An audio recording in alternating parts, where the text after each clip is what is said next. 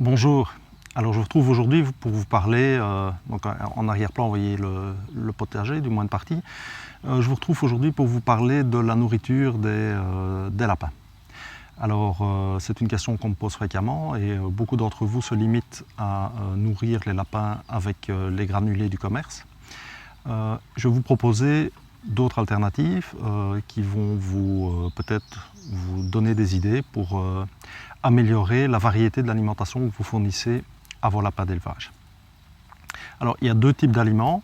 Le premier sera l'aliment de type sec, un petit peu ce que vous connaissez par le granulé traditionnel.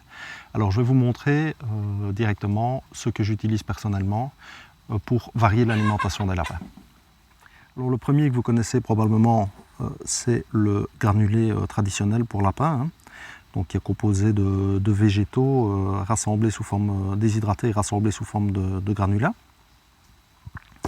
Dans le même type figurent également des granulés qui peuvent être enrichis, ici vous le voyez avec des pétales de maïs ou d'autres céréales qui sont ajoutées donc aux granulés, donc ça permet également déjà de varier.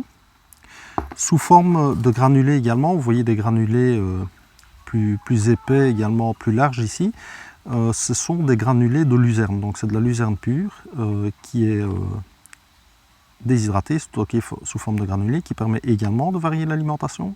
Donc encore une fois, le secret est de varier l'alimentation, mais pas de se limiter à un seul type d'aliment évidemment, puisque tous ne contiennent pas tout ce qui est nécessaire pour vos lapins. Ici vous voyez de l'avoine, donc des cosses d'avoine que vous pouvez également utiliser pour vos lapins. Ici c'est de l'orge aplatie, que vous pouvez trouver assez facilement également, qui est relativement bon marché et qui est un bon complément.